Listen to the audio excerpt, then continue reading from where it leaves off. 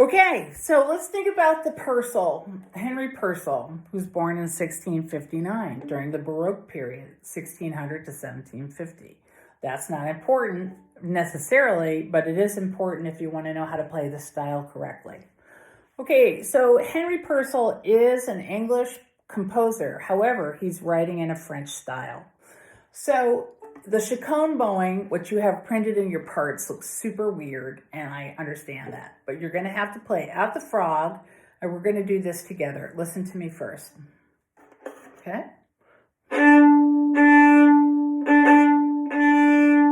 Down, lift, go. Down, down. Now, if you look at your music, it's not notated anything like that. But I did pencil a lot of things in, and that's how it would be played.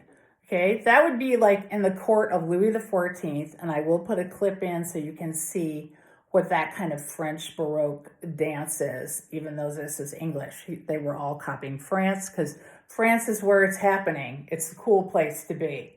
Okay, so we're all at the frog, and we're playing down, down, up, down, down. Everybody's playing down, down on the second beat, which means you have to be in control of the frog. So make sure bow hold is at its best. We're just going to do this on open D. Okay, here's A. And here's D.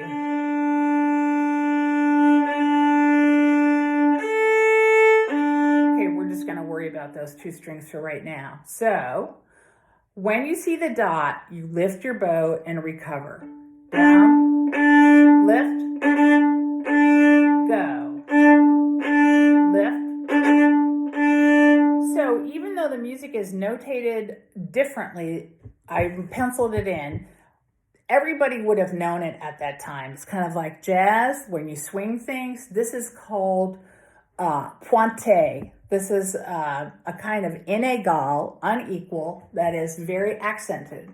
So it's pointe. That's the official title for it. So try not to get too turned off by me talking like that. But anyway, so it's down. And all of the court performers would have known that without seeing it written out with extra dots and extra 16th notes or 32nd notes written in. So that's what we're going to do. So we get to like letter A.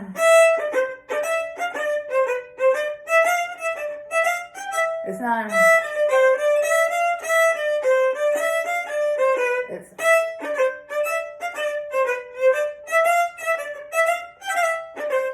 So that's first and second violins are together there. We're in the lower part of the bow. Your bow hole's going to have to work. We may choke up on the bow. Okay, because the Baroque bow is a little bit shorter. We'll just see how well you manage it. So that's the bowing. So cellos and basses, you have what's known as the ground bass, which organizes everything. So even though your part looks like C, C, C, G, G, G, D, D, D, it's going to be like this.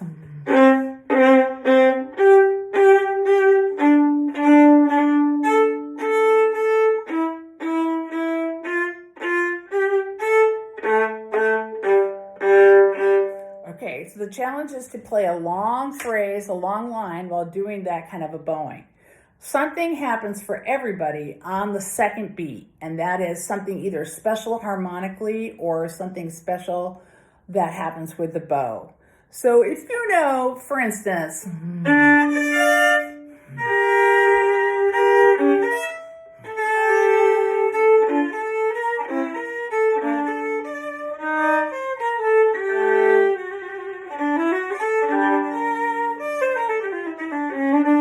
etc. That's a Bach, a sarabande. This is really kind of like a sarabande. So if you know the Bach unaccompanied cello sarabandes, stuff happens on beat 2. Chaconne and the sarabande are related, and I can tell you more about that when we get together.